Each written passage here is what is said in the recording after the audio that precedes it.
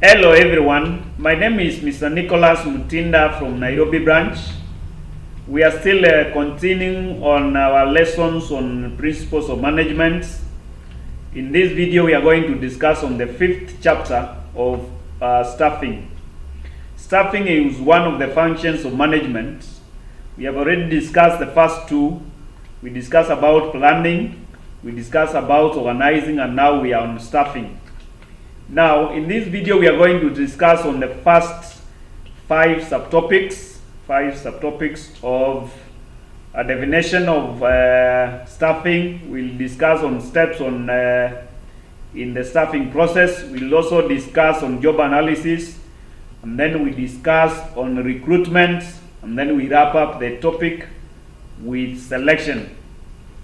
Now, why is it important for us to discuss about selection? Why is it important for us to discuss about staffing?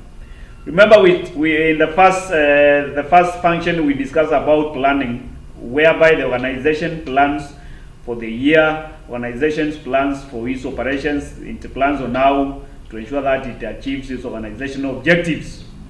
In the second function, we discussed about organizing, and we said organizing is simply ensuring that things work in order, ensuring that the resources are located, ensuring that the procedures are put in place to ensure that there is order. There is order in order to ensure that you are able to achieve the organizational objectives. Now, you may have done planning very well, you may have done organizing very well, but if you don't have the required personnel, if you don't have the required human resources, definitely those plans will go to waste. If you have good plans and you have organized very well, but you find that you don't have enough or required kind of personnel, required kind of human resources, you find that the organization is not able to achieve its organizational objectives. So staffing is very key in ensuring that the organization is able to achieve its organizational objectives. It ensures that the organization has the right people at the right place doing the right job and being remunerated quite well in order to ensure that they are motivated and they are able to exploit their full potential.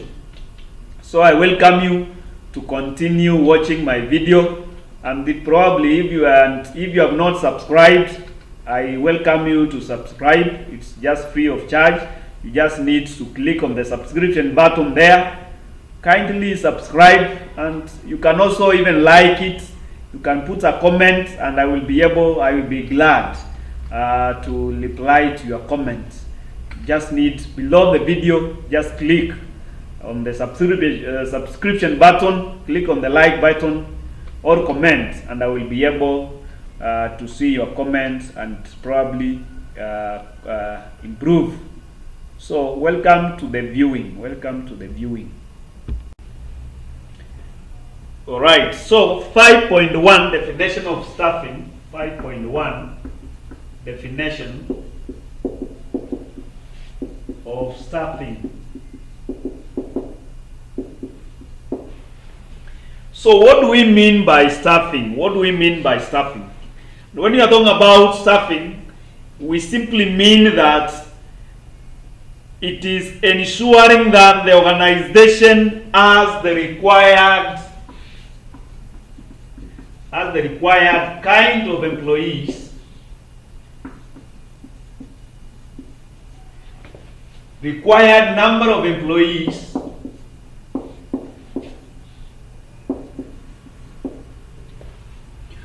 who are placed at the right places, at the right jobs, doing the right things.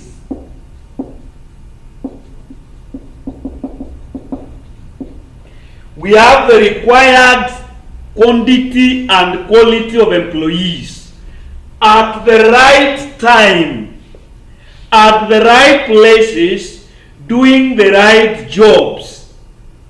Staffing. If we have a department, probably accounts department, does it have the required kind of employees? Does it have the required quality of employees? Does it have the required quantity of the employees at that particular department? If you are talking about operations, does it have the required number of employees? So staffing is the process whereby we ensure that we have the required number of employees, we have the required kind of employees, we have the required quantity and quality of employees doing the right job at the right place, and they are remunerated correctly to ensure that they are able to exploit their full potential. Because now, remember, you depend on human resources to implement the plans you have with the organization. You will depend on the employees in order to ensure that you are able to achieve the organizational objectives of the organization. Now, do you have the right number of employees? Are your employees remunerated well? Are your employees motivated well? How do you ensure that you are able to retain your employees at the right places? Staffing, all that process of ensuring that you hire the best employees, you hire the right quality, you hire the right quality employees, you implement, you train them, you develop them, you remunerate them very well, you retain them. That is all that process is what we are calling staffing. So in a nutshell, staffing is the process of hiring eligible candidates in the organization for the specific positions. Staffing is a managerial function which involves obtaining, utilizing, and retaining qualified and competent personnel to fill all positions of an organization from the top to the bottom. In final terms, staffing is placing the right person at the right job. It aims at employing, deploying, monitoring a competent and contingent staff. Now, all that process, all those processes of obtaining, utilizing, retaining, ensuring the employees are working to the required standards, ensuring that the employees are contented, is what we are calling staffing. So it is a process. It is a process. Are you able to hire the right number and the right quantity of employees? After hiring them, where do you place them? That is what we are calling deploying. After you have deployed them, are you monitoring to ensure that they are performing to the required standards? And then, if they are performing to the required standards, what are you doing to retain them? Are you remunerating them very well? Are you giving them incentives? Are you training them? All that process, all those processes is what we are calling staffing. Now, having talked about staffing as a function, what is the importance of staffing? What is the importance of staffing? Importance of staffing.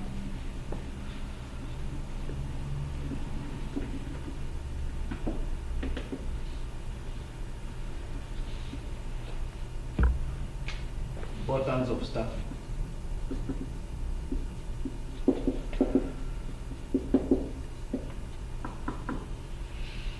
Number one, importance of staffing, it helps to find out efficient and effective workforce. efficient and effective workforce.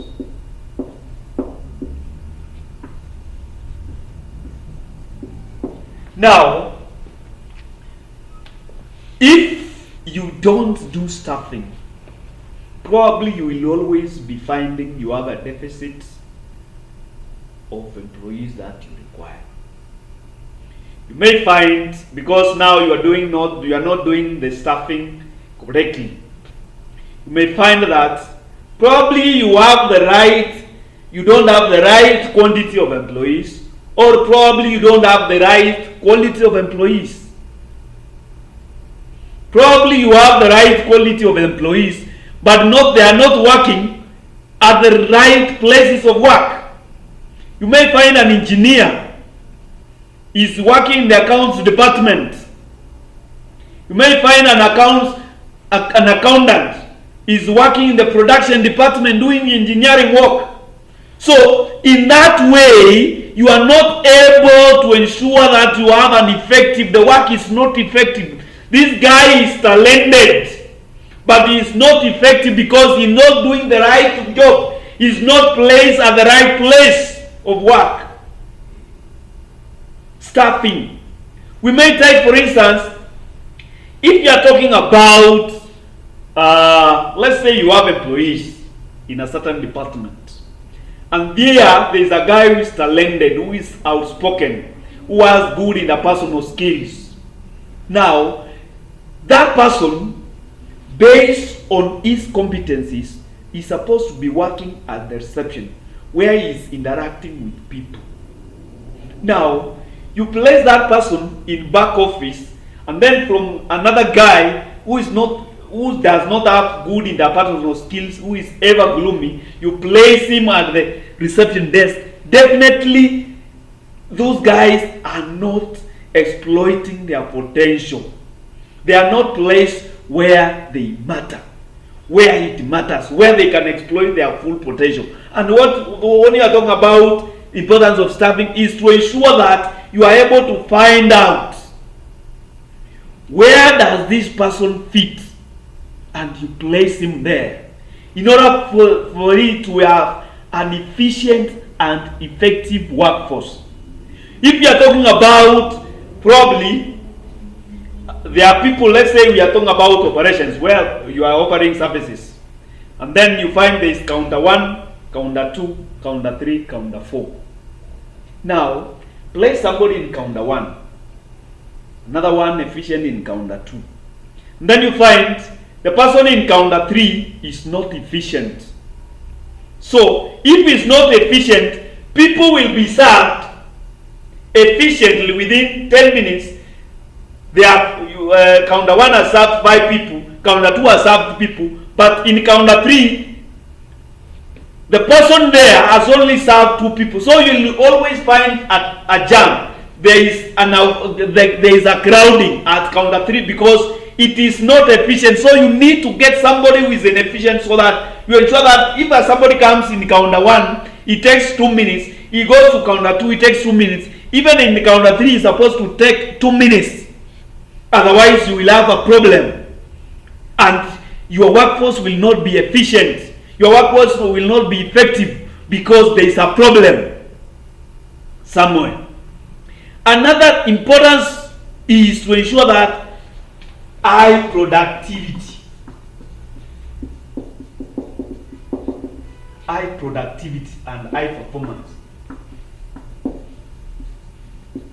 And that is what we are discussing about, the example about counter 2, counter 3, counter 4. Because you are supposed to be effective.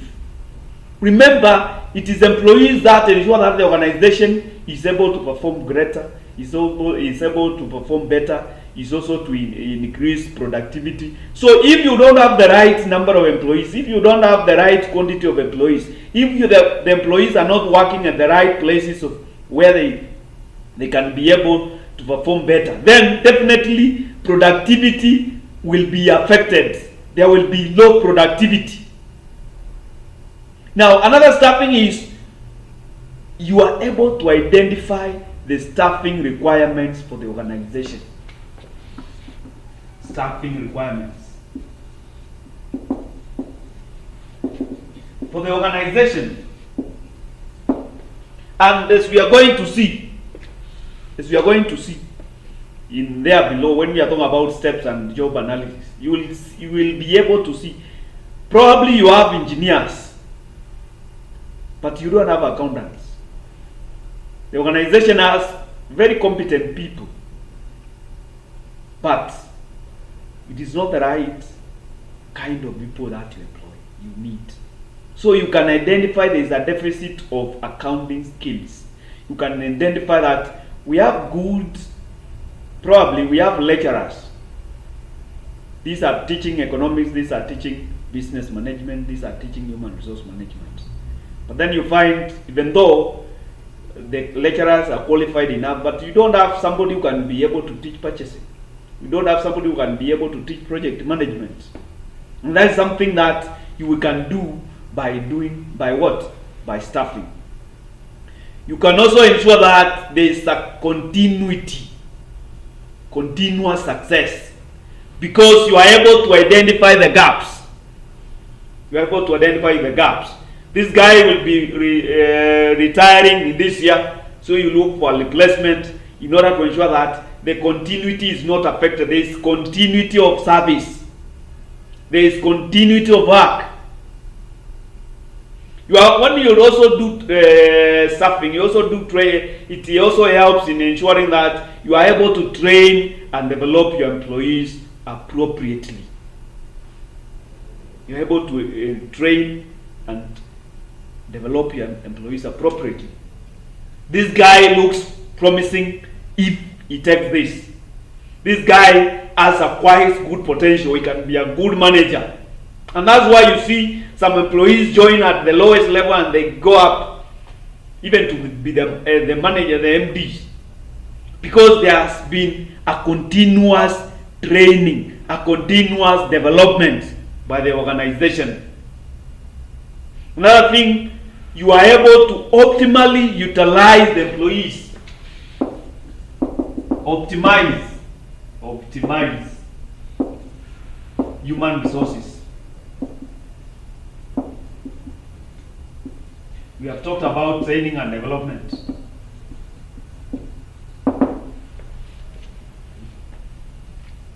And those are the importances of some of the importances of staffing. No. 5.2.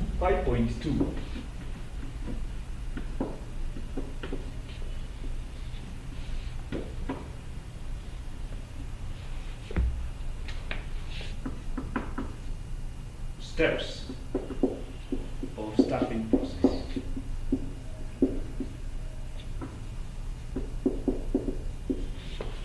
So what are the steps of staffing process?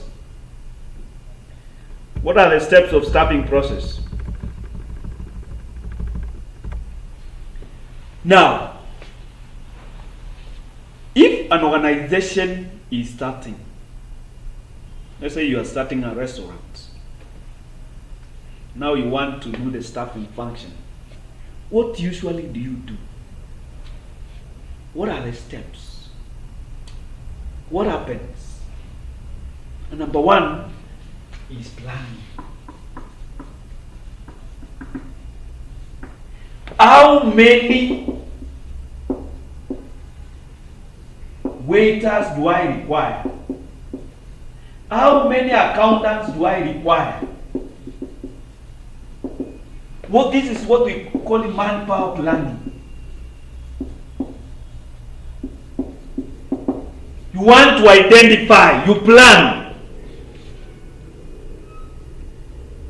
What is required? What kind of employees? What number of employees do I require? That is usually the first step. Whether you are starting a business, whether you are expanding, or whether you are planning for staffing for the year, this is the first thing. Manpower planning. Identifying the human resource needs for the organization in terms of quantity and in terms of quality. What What does the organization require? What are the requirements for the organization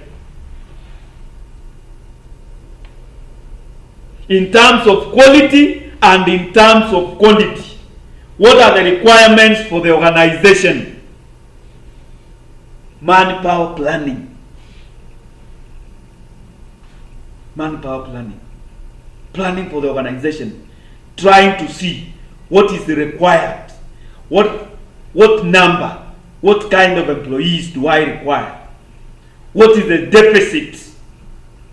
Do I have an excess? Do I have a deficit? You plan for that. You look at, you identify that. This department requires 2 receptionists. This department required an accountant. This department requires an engineer. This department requires this and this and this. You plan for the organization. Number 2, after you plant, now is what we call recruitment. And recruitment is basically attracting potential employees.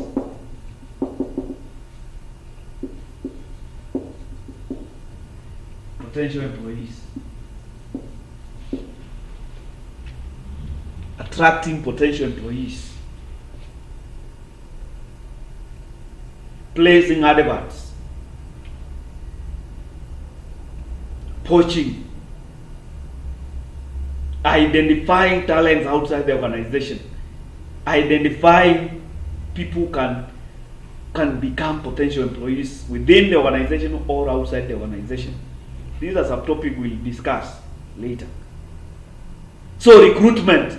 You have identified we require 10 accountants for the organization. So you place an advert in order to ensure that you are able to attract potential accountants for the organization. Now, after you have attracted, you do to the next thing what we call selection. You wanted 10 accountants. You have placed an advert. 100 have shown interest. These are the potential candidates, potential employees for the organization. So you need to move to the next one. You select the best. Selection. You select the best. Out of the 100, you select the best 10 who will work for the organization. Staffing. Steps of what? Staffing process. Now, after you have done selection, probably you can do it, you may do it by interview. You first shortlist. You call them for interview. Probably they may go for 2 interviews, written and oral interview, and then you select the best 10. Now, after that, you do what we call placement. You two, you are going to work in the production department. You two, you are going to work in the marketing department. You two, you are going to work in the auditor's office. You two, you are going to work in the MD's office. Placement. Placing them where they fit. Remember we said you may have 10 accountants, but they are not working as accountants. So you have placed them in the wrong places. So ensure that you place them where they are required. Don't employ people and then they just idle within the organization, yet they are receiving their salaries. So the next placement, you will be working here. This is your desk. You are working there. You place them. Then after you place them, orientation and induction.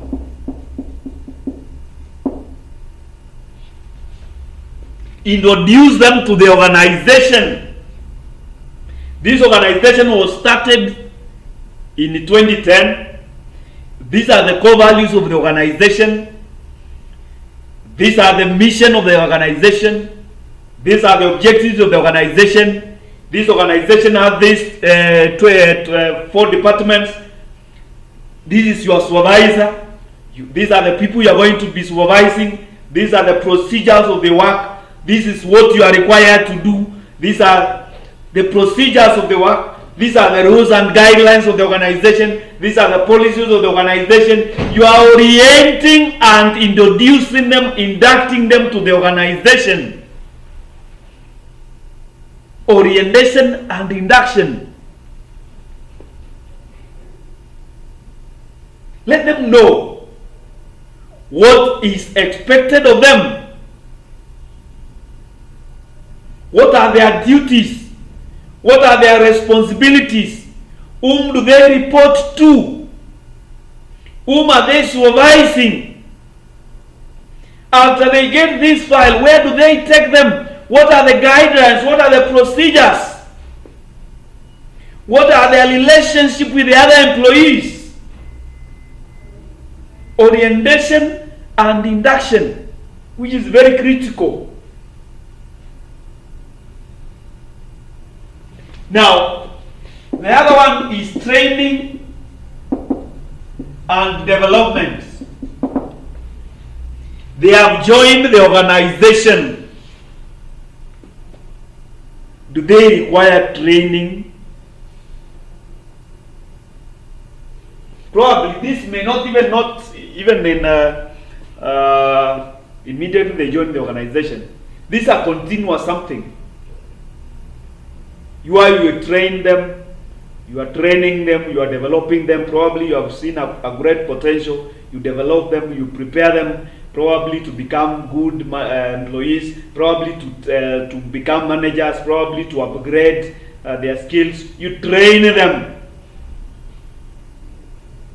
And these are continuous.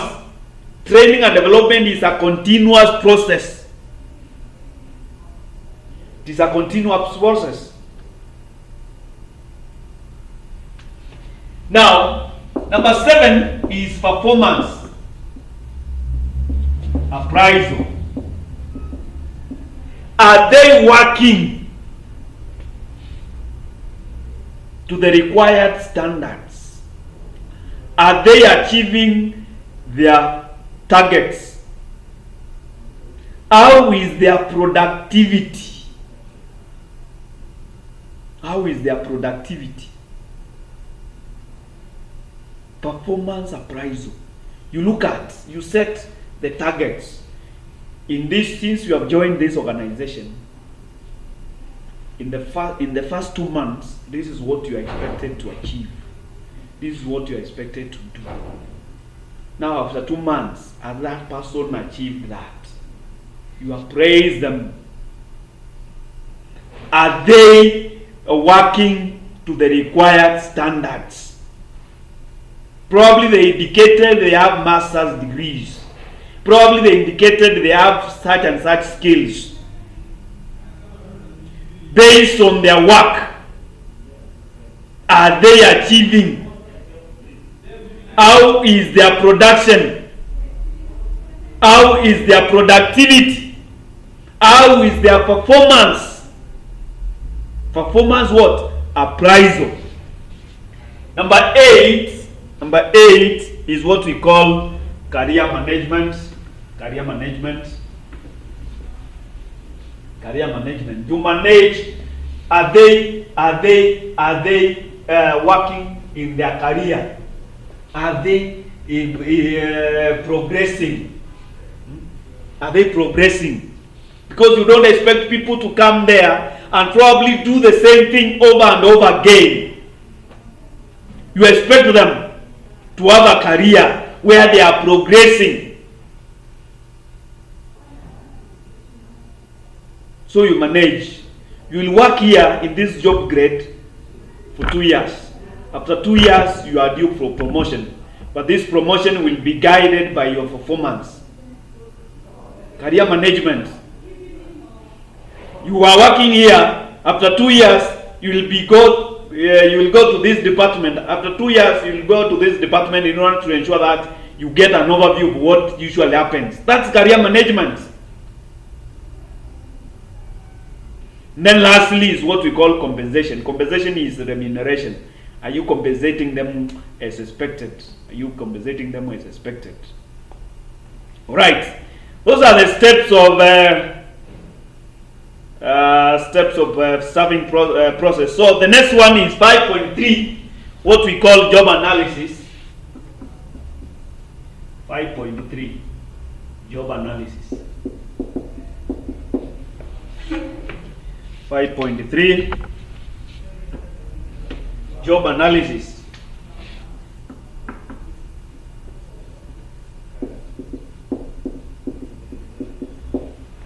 So what do we mean by job analysis? What do we mean by job analysis? What do we mean by job analysis? Now, when we talk about job analysis is a systematic process. A systematic process. Looking at a job. Now, let's say we are talking about a receptionist.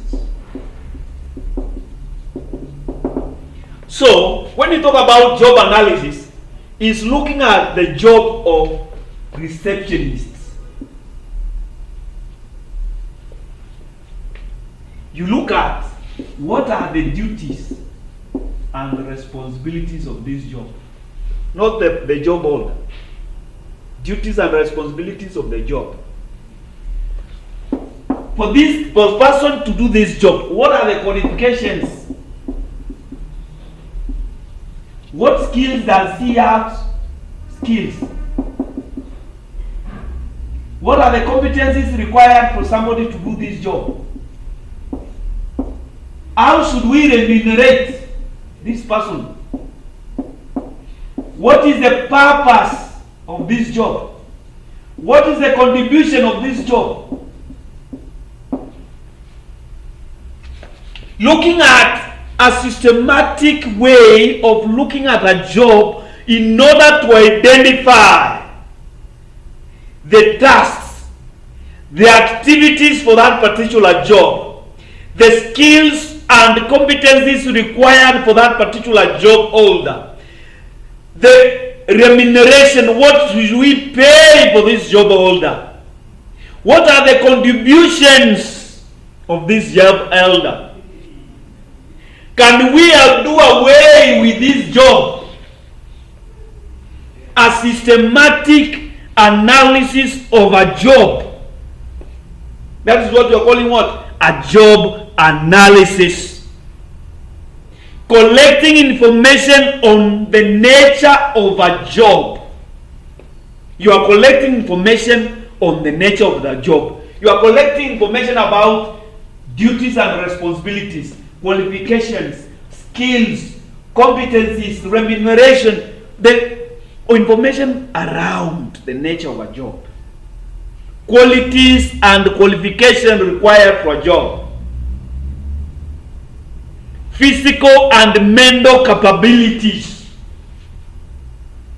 What are the physical and mental capabilities? For instance, we are talking about a very critical job. We are in the time of Corona, and if you talk about job analysis, let's say for the health workers, those health workers must have the mental capabilities such that they can be able to cope. They may have the training, but also they need the mental capabilities so that even when somebody is coming is very sick, they can cope. They have mental capacity. So you are looking at those things. What are the physical? The environment.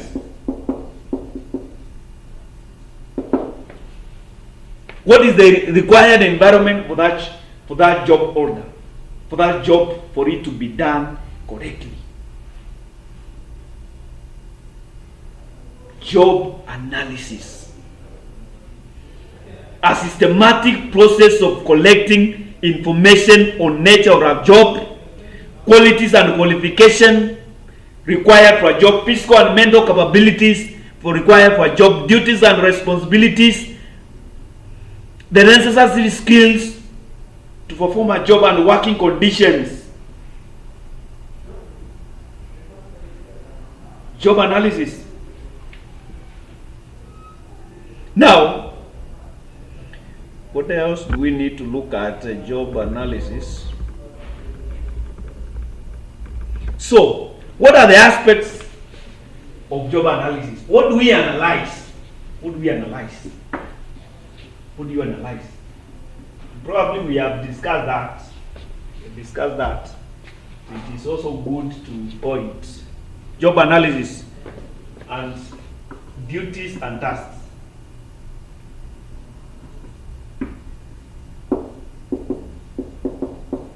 Duties and tasks. Qualifications.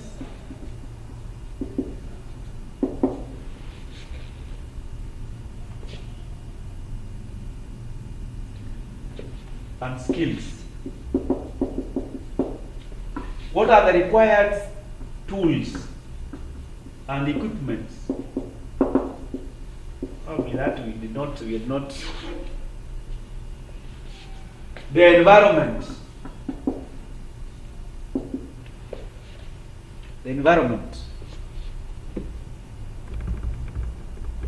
Relationships and requirements.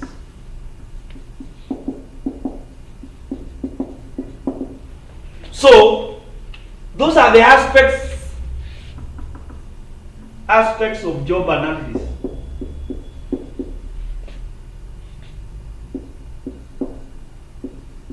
When we do analysis, we always look at probably this: duties and responsibilities. What are the activities? What are the tasks for this job? The environment. What is the required environment? Which environment is he working into?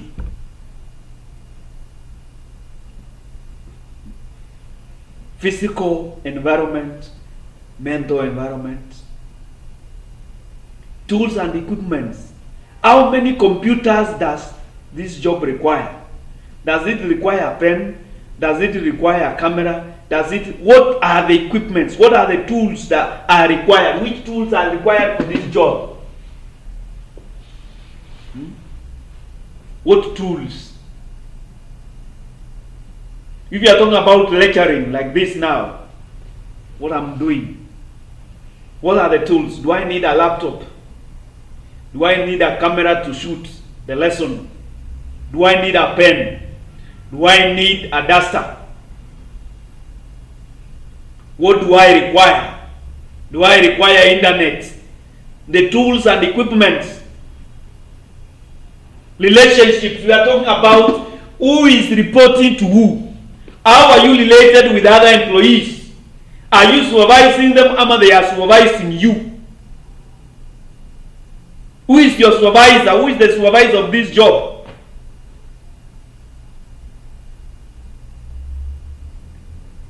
And then now they require skills and knowledge. What are the competencies required? What are the competencies required? What are the qualifications? What are the skills required? What are the skills required? Now, probably you can look at very quickly, what is the purpose of job analysis? What is the purpose of job analysis? It helps us in recruiting and selection. Because if you don't do job analysis, what kind of employees will you employ? What kind of employees will you employ? Because you must employ somebody who is able to do the tasks, who is able to perform those duties.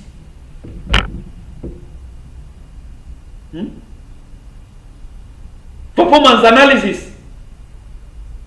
This job requires this guy to do this and this and this.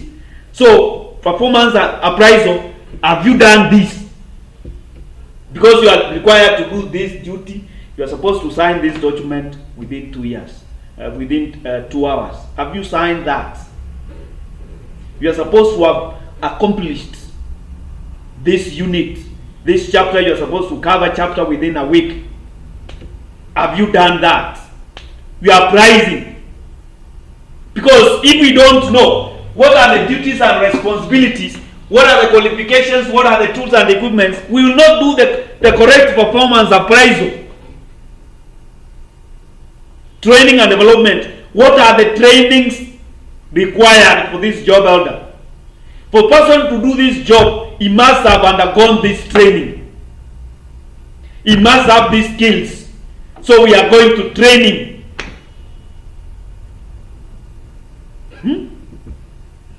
So you find you are able to do.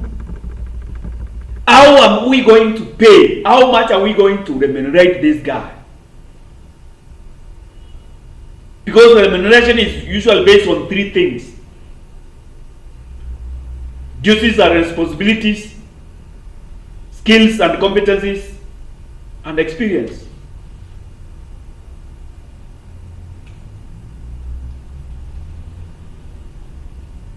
So that in a nutshell is what we call the purpose of job analysis. The purpose of job analysis. So you can look at recruitment 5.4. 5.4. Recruitment.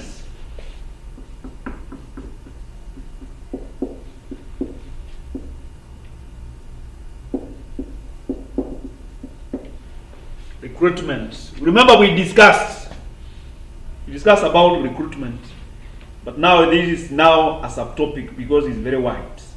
And we said recruitment is basically trying to attract potential employees to the organization. Trying to attract is a process of finding and attracting potential human resources to the organization. A process of identifying and attracting potential employees to the organization. That is basically what we mean by recruitment.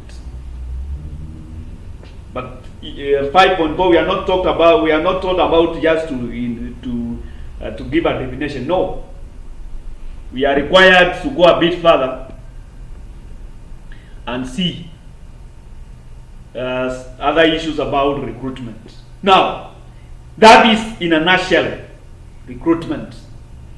The process of finding and attracting human resources, potential human resources to vacant positions in the organization. It resources the candidates with abilities and attitude which are required. Now, for you to do recruitment, you must do recruitment planning. Recruitment planning.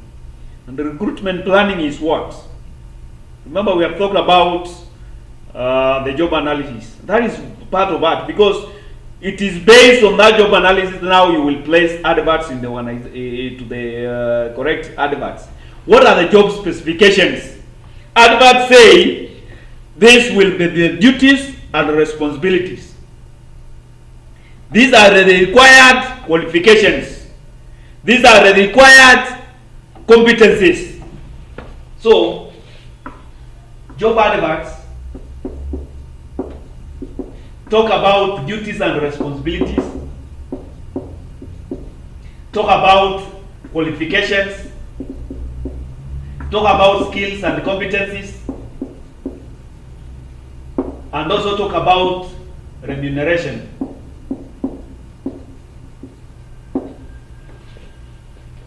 These are job specifications.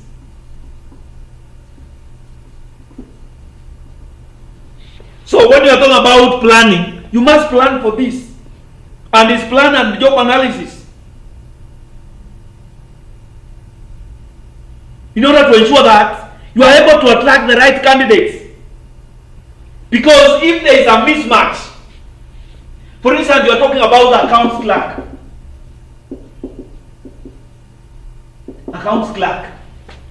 And then the accounts clerk, when you're talking about experience, there is also experience.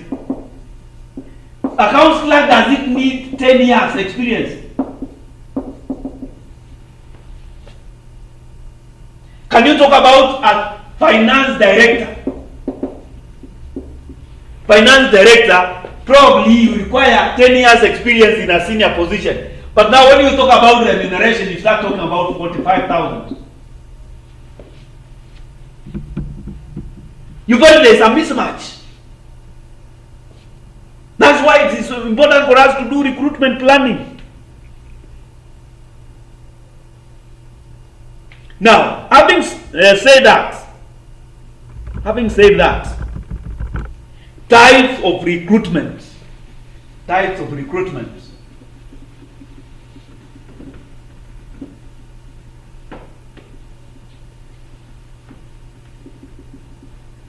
Types of recruitment.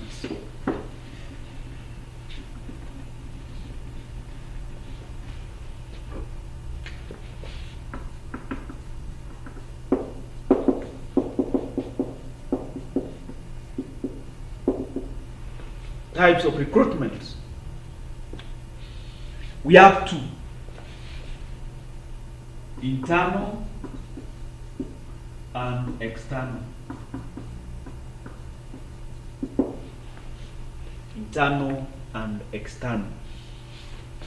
Now, you can attract employees to the organization either within the organization or outside the organization. You can either attract employees within the organization or outside the organization.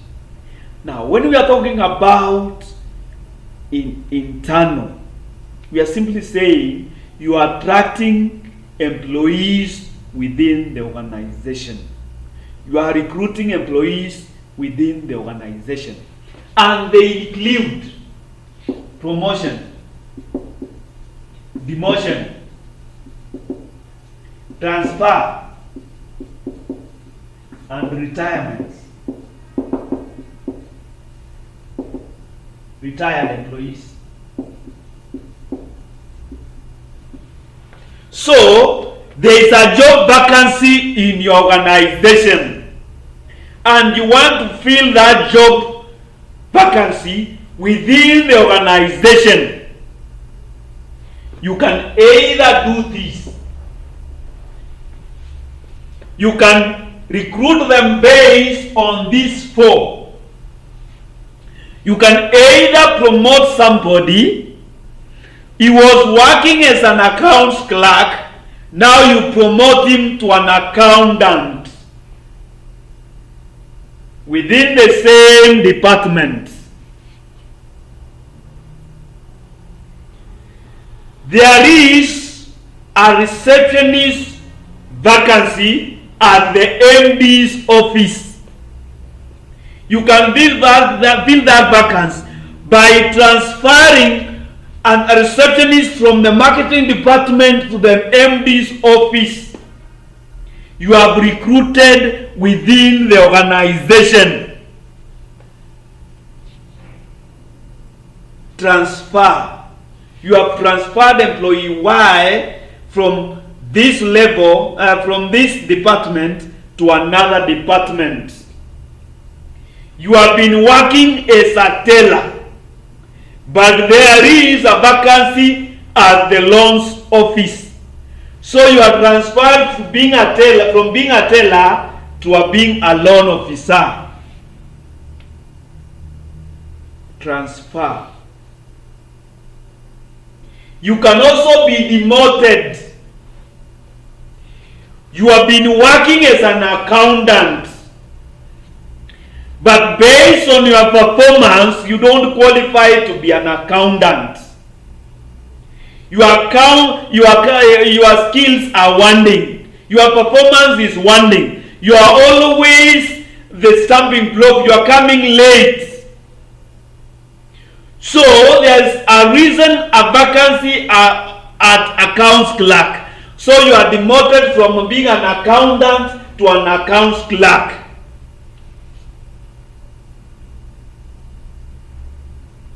Internal what? Recruitment. There can also be a retired employees. You have been working for the government as a technical advisor to the MD of Kenchen. You have reached your 60 years. the required number of years for you to retire. But the organization looks around and there's no suitable replacement. So you are asked for an extension. You are asked to be there. You are requested to continue working as a technical advisor, as the ministry, as the parastatal looks for a suitable replacement. So you are given a 1-year contract extension for you to extend your stay beyond your retired years. You have filled that job vacancy. You have filled that vacancy through extending retired employees' tenure by 1-year contracts. Because you have reached your retirement age, we have paid your dues, we have cleared all the payments, all the payment dues, but now we give you a contract extension for 1 year to continue working for the organization since we do not have a suitable replacement.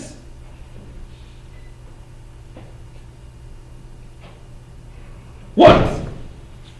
Internal recruitment.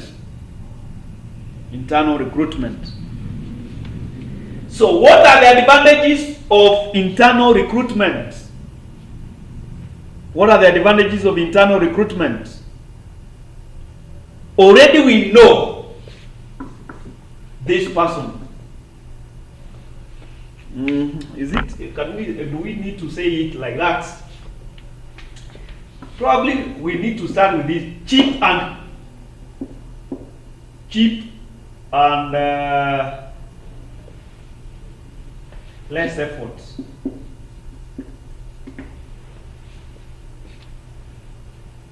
It is very cheap. It takes short time.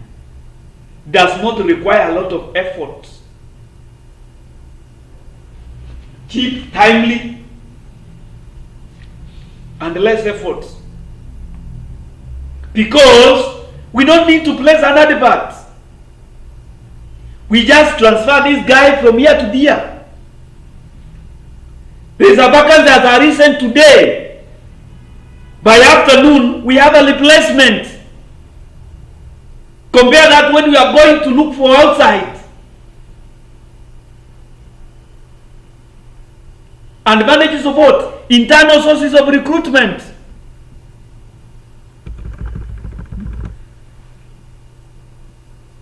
Now, another thing is high motivation of employees.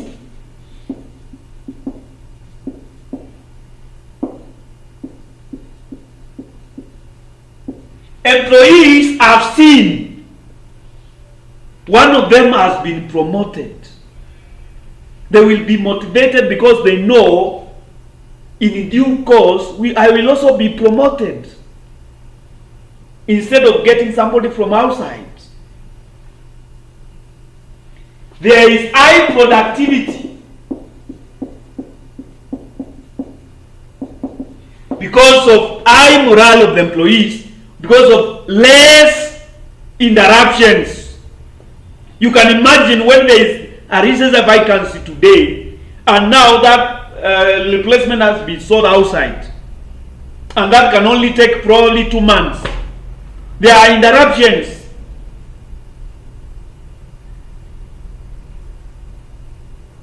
It reduces employee turnover.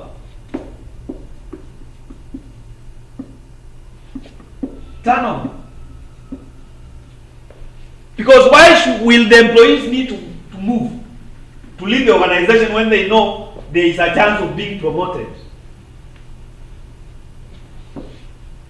Why would they want to leave the organization?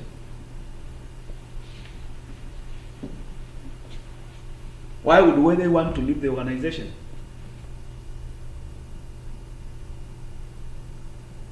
Right. What are the disadvantages? And disadvantage, one of them is we don't get fresh blood for the organization. Remember, these are people who have been working for the organization for years. We have just promoted them. So this guy has been working here. There is no new perspective. It does not bring new ideas. Number two, it might bring subjectivity. Subjectivity is whereby you are promoting somebody whom already you know, based on your knowledge, based on nepotism. This guy has been my friend, so I promote him. They don't go for competitive advantage, competitive interviews. Subjectivity, no fresh blood. All right, I think those are enough.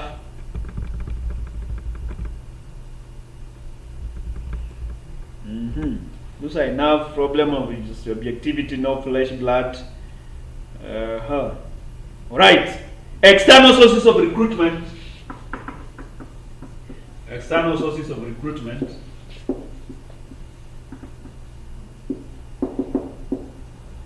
These are adverts, walk-ins,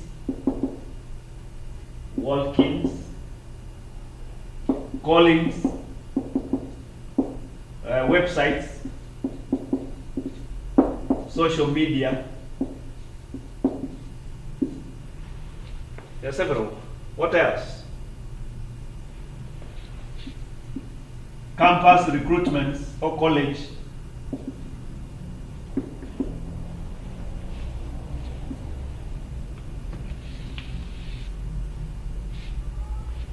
Job fairs.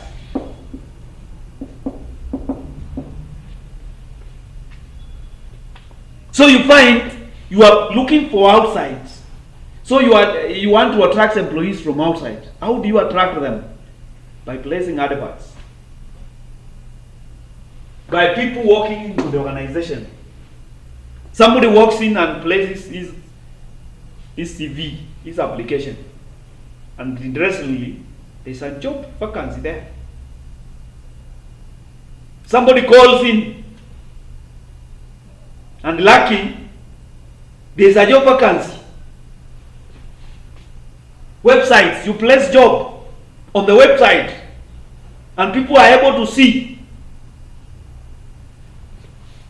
Social media, the WhatsApp and the LinkedIn, you place an advert there. People are able to share that information. Campus recruitment, you walk to campus, to colleges, when people are about to graduate, and you are able to show, to recruit from there. And then job fairs is whereby you find people are coming together and they place a job fair and people are able to be employed. Now, what are the advantages? Advantages is like you are able to get fresh blood. The organization. You are able to get fresh blood. You are able to get a competitive people. You employ them competitively. There is no subjectivity. It is objective and objective. People go and attend interviews, and you ask them questions and you give them fair chance to prove their merit, to prove their potential. All right.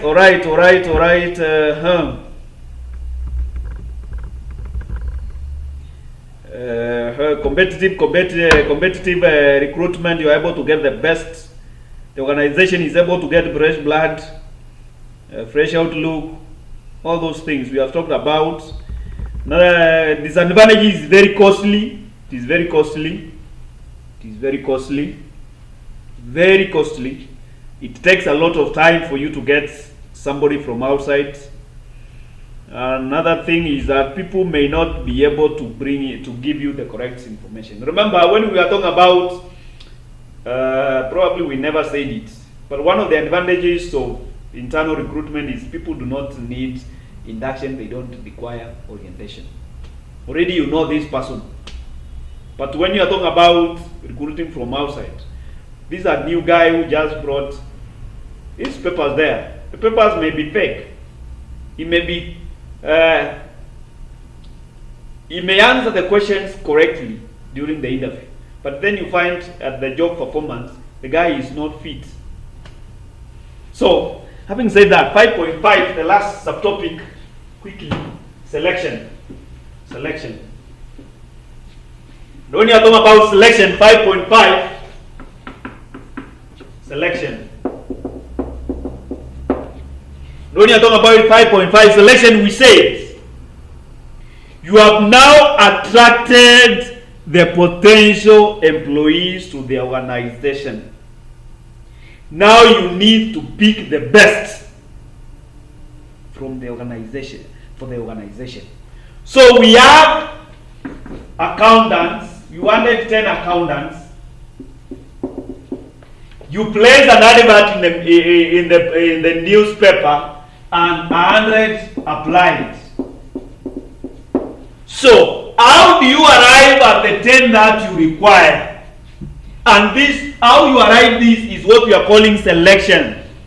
It is a process of picking and selecting the best, choosing the best candidate for the vacant job from the potential employees. The process of picking and choosing the best candidates for the vacant positions from the potential employees who have already shown interest in joining the organization. That process is what we call selection. That process is what we call selection. That process. How do you select them? Elimination. Probably from this 100, you go through the applications. Did they meet the minimum requirements? Do they have a master's degree, as you said? Do they have 2 years experience, as you said? Do they have software analysis skills, as you said? You look at the applications. Probably from 100, you may look at, you find that people did not attach their IDs, did not attach their tax clearance certificates. So from 100, you get 90 because they did not attach the required documents. Probably you said they attach their cover letter, their CV, their all those things. They never attach. 10 did not attach. So you are left with 90. From 90, you look at the minimum requirements. Probably 15 do not have master's degrees, as you said. So you are left with 75. From 75, you call at their referees. You find 8 left where they were working. They not leave a good picture because you have searched. So you are left with what? 75, 67. So you apply, you call 67 for the interview. And that is what you are calling what? Selection process. Now, what are the selection methods? Selection methods is like what we have talked about. Panel interviews. You can even call them for written interviews. The first interview might be written interviews.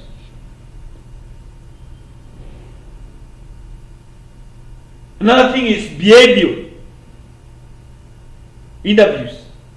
You call for people, then they come, and then you look at the way they are doing their thing, the way they are behaving. Do they have courtesy? Are they talking to people? How are they talking to people?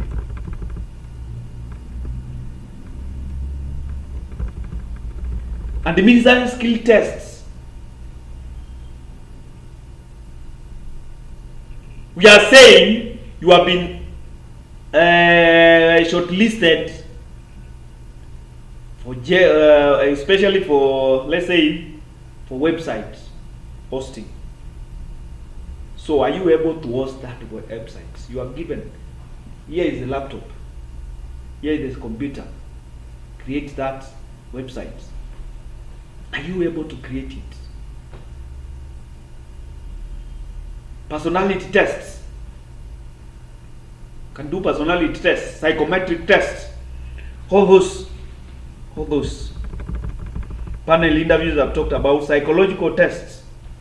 Psychological tests. Probably you're working in a very serious, very critical. Are you psychologically prepared? For instance, when you're talking about working in ICU, where most of the people are dying, are you able to see somebody, your patient that whom you loved, died yesterday? Are you able to come to work tomorrow? Psychological tests. Psychological tests. I think that is all. That is all about selection. That is all about selection. So unless there is something else, kuna kitu ingine. So we'll stop there. I want to remind you, if you have not subscribed to my channel, kindly click on the subscription button there below, like it, comment, give your views on how you have found the video. Is it deep enough? Is it how is it depth? How is it width? And comment, and I will be able to even to reply. Otherwise, thank you for watching. Look for the second video, staffing 2. This is staffing 1, so look for the second video, staffing 2, and you will be able to cover the whole topic, the whole chapter of staffing. Otherwise, thank you. Bye.